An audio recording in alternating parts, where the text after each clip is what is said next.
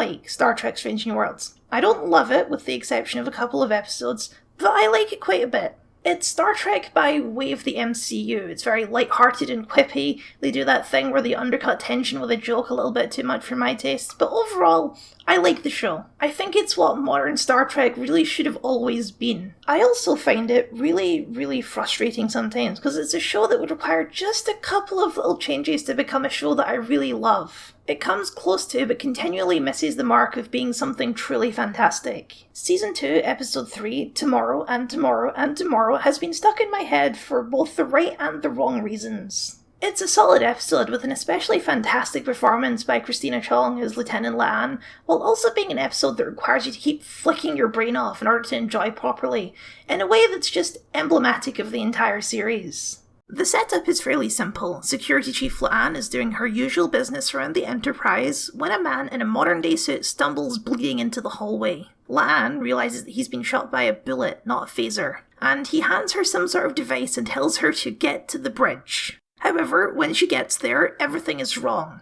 Captain Pike has been replaced by Captain Kirk, wearing a truly awful badge. Roll intro. Solid start for an episode. We've got some intrigue, some mystery, and a clear focal character for the episode. This episode is about La'an. As we learn by the end of the episode, La'an was brought to an alternate timeline because of a change in the past. In this timeline, Earth is a barren wasteland, the Federation does not exist, and humanity is in a losing war with the Romulans. That change, a Romulan agent travelled back in time and shot Khan Noonien Singh, genocidal dictator and ancestor to La'an, as a child. And that's what La'an needs to prevent.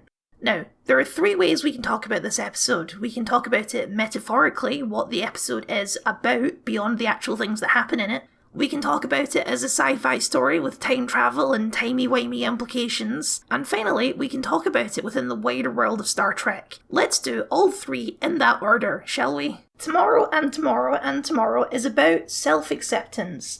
La'an Noonien Singh is a character with a lot of baggage, particularly around her heritage. She's been harassed and bullied for it since she was young, and that has hardened her into someone who takes no crap and makes no connections. At the start of the episode, we get a glimpse of what that means for her personal life. Nothing good is the answer. She's bitter, angry, and lonely. Trying to bear all of this by yourself. It's got to be... What? lonely. It doesn't need to be. I'll see you tomorrow. That's as clear as it gets. La'an is in a dark place, and the events of this episode will somehow help her with that. Enter Kirk, or fake alternate timeline Kirk at the very least. He's initially untrusting of La'an as she's a stranger who appeared on his bridge, but after he gets sucked into the past along with her, the two of them start to bond. Kirk is exceptionally charming, and he talks to La'an with no expectations or understanding of her history. He's never heard of Khan, and as a result, for the first time, La'an starts to take to him as well. This is the part that I really need to give props to Christina Chong for. She absolutely nails this romantic subplot. She completely sells that this is a woman who's never experienced romance before, that she doesn't quite know how to process it. I don't know if this is true within the story or not, but when Kirk kisses her, it genuinely seems like that's the first kiss she's ever had in her life, and she just sort of stops working for a moment. A lot of the episode is essentially a rom-com where these two characters, forced together by circumstance, start to develop feelings for each other. Just let me wear it, is all. Oh, that again. No, it's a man's watch. You just want to be in charge.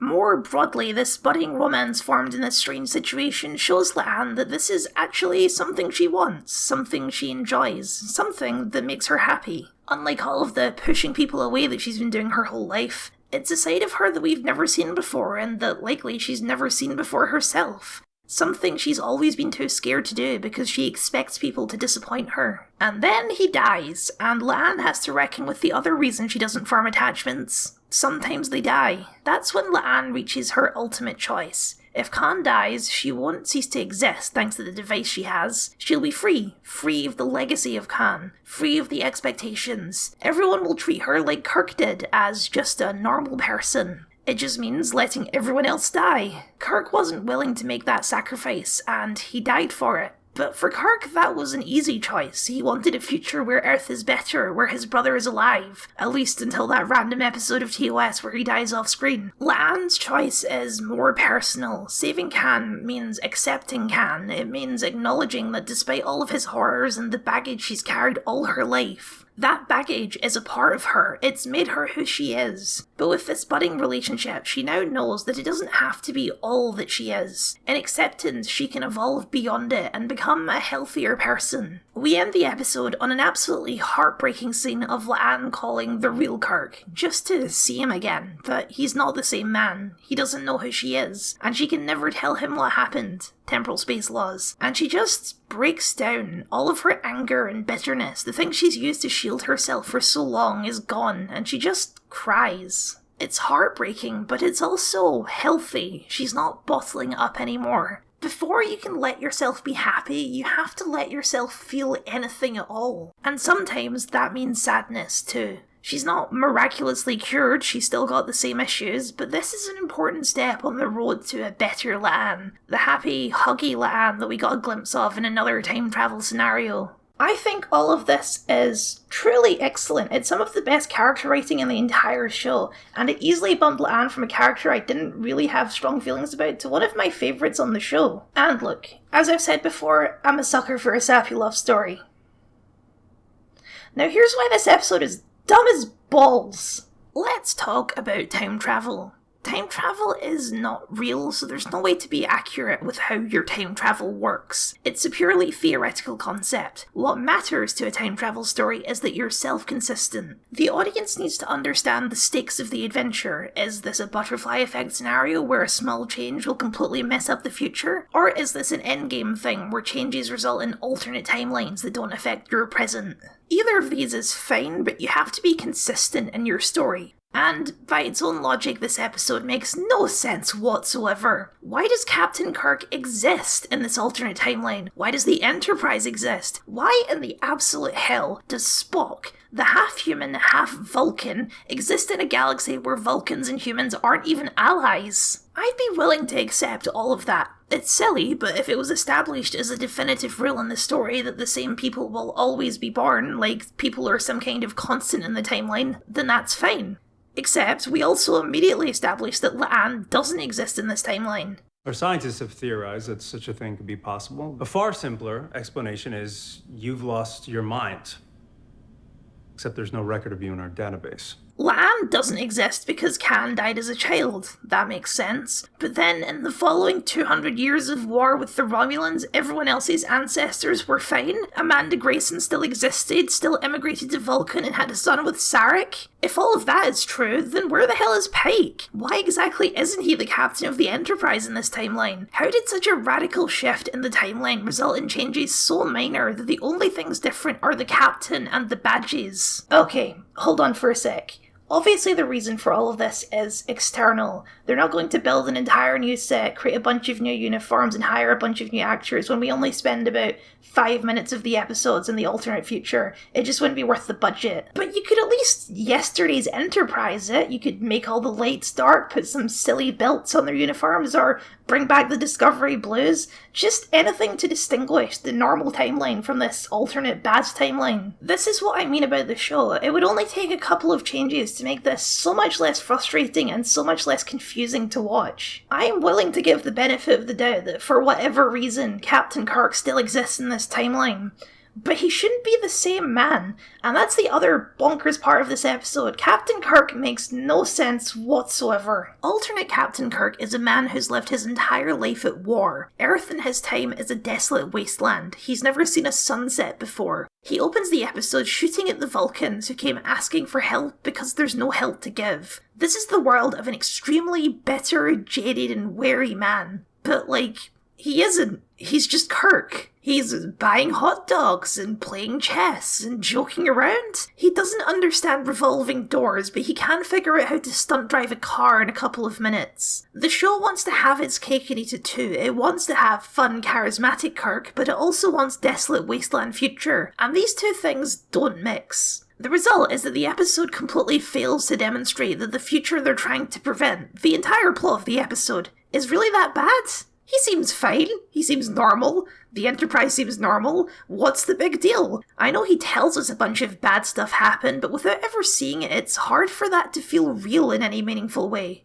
There's also just a bunch of silly stuff I want to point out because I live next to Toronto, so if you'll indulge me for a second. First off, what the hell is this bridge and where does it go? Why would they ever build an, I assume, cross-border bridge over Lake Ontario? I assume based on the angle to Rochester? That's almost 100 miles across and would take almost 2 hours to cross at top speed. How much traffic are you expecting this bridge to take? Secondly, and this is a nitpick, the bridge changes location constantly and it's really obvious thanks to the CN tower. Like, in this shot it's on the right of the tower, in this shot it's coming from across the lake from the left of the tower, in this shot they're walking along harbourfront and there's no bridge at all, same for this aerial shot later. They can see the bridge explosion from their hotel room and we can see that it's threading between buildings, but then when we get to the explosion site it's in the middle of the lake. Like, okay, let me get a map. We can see the islands from their window, so let's assume they're somewhere here and the bridge is like here, I guess. But then in this shot we can also see the islands behind the bridge and it's over the water, so the bridge is teleported. This is where they were walking in that shot with no bridge, by the way. So absolutely none of this lines up and it's exceptionally jarring. Speaking of that hotel room, there is no way they rented that suite with the money he made playing chess. You can't even rent a room in most hotels, definitely not one that's fancy without a credit card. And even then, a room with a lake view in downtown Toronto, we're talking like $400 a night minimum. They also use that chess money to make a 7-hour detour to Vermont and back again, without passports. Like, I know they say they bribe a guard, but we're talking about the American Border Patrol here. I don't think it works that way. That would have to be one hell of a bribe. This one is also just so frustrating, because there's no reason for Pelia to be in Vermont. It's completely irrelevant to the story. Just have her live in Ontario. Or if that seems too convenient, then put her in Saskatchewan or something. Why did you have to put her in Vermont? I have just no idea what's going on in this scene. Like, some random woman pulling out her phone and shouting a load of nonsense is going to stop the cops from arresting the guy speeding without a license in a stolen car?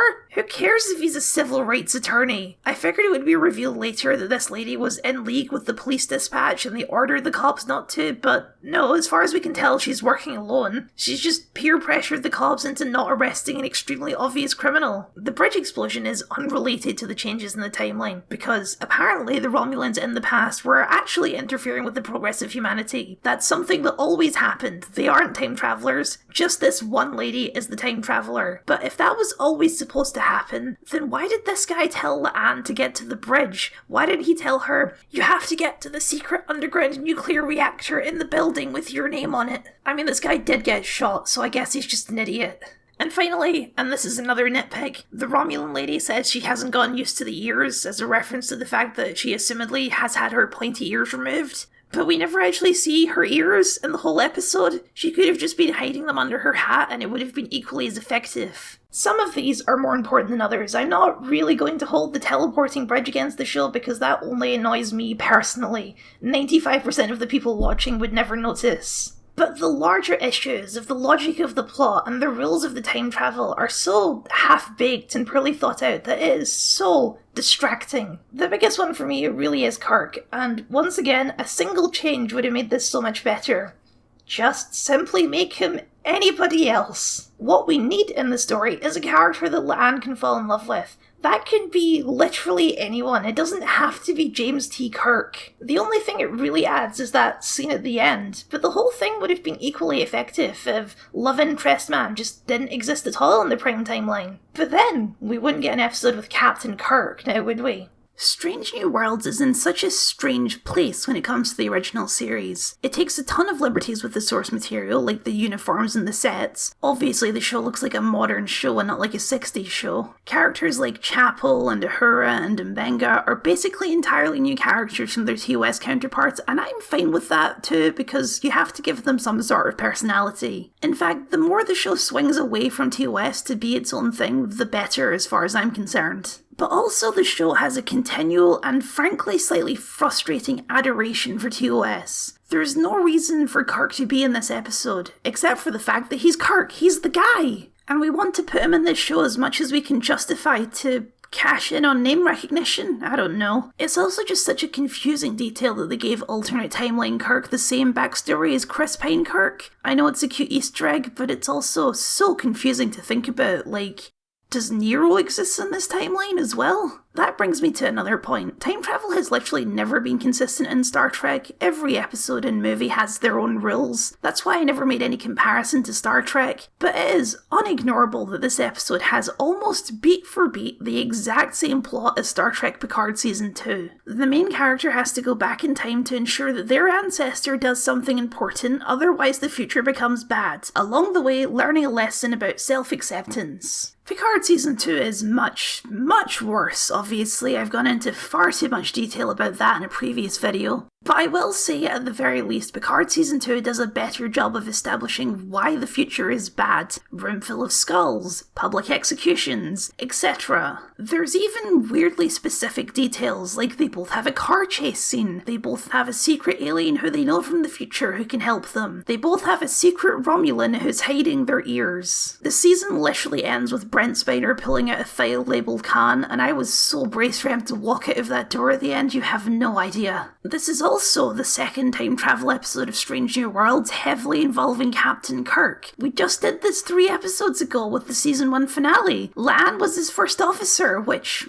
wow, in retrospect, that must have been awkward. I'm not accusing the episode of being uncreative or treading trodden ground. Star Trek revisits the same ideas all the time, but it is weird to do the same story so close to the story you just did. It takes the weight out of the whole Khan thing because I feel like we just did that in Picard Season 2. You can't really look at this episode in a vacuum, nor does it want you to. It expects you to know who Kirk is and to know who Khan is. It expects you to know that one day this man will shout, but it also erases that history. See, in the original series, the eugenics wars happened in the 1990s, and by this point Khan had already been jettisoned into space. But that's happening later in the timeline now because reasons? Because Star Trek still wants to pretend it's going to happen in our future, I guess? That's a whole other point of weirdness to the time travel in this episode. Apparently Khan was born 30 years later than he was supposed to be because destiny?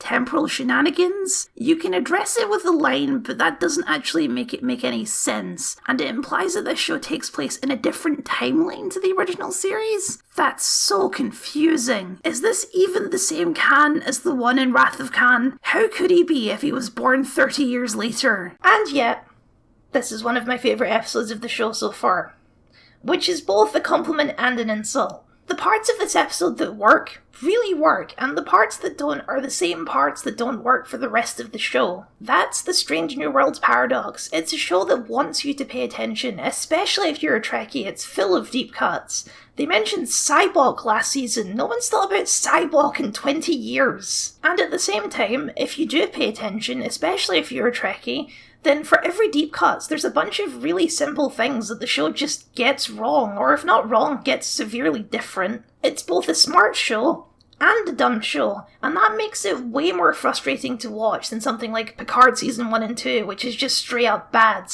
It could be incredible, but instead it keeps settling for fine. And that's fine, I guess. I like the show, but I want to love it, and I keep clinging on to hope that it'll get there eventually. My real name is La'an Noonien Singh. My ancestor is Khan Noonien Singh. And his legacy is genocide, torture, and me. Hey, you watched to the end. That probably means you like it. If you did, I would be very appreciative if you could hit the subscribe button. I'm so close to 1,000 and I just need a little oomph to get over the edge. Go be that oomph. And of course, a very special thank you to my wonderful patrons for your continued support. If you'd like to see your name up here or get access to Patreon exclusive videos, you can find that link in the description below, as well as that subscribe button for the mentioned oomph. I have plenty more Star Trek videos, and it gets mentioned a lot in my other videos as well. I don't know if you can tell this, but I'm a bit of a Star Trek fan. So for more Kirky stuff, why not click up here for this video on the Gorn fight, or for that mentioned Star Trek Picard Season 2 absolute shredding, you can find that linked here. I almost messed that up, but I saved it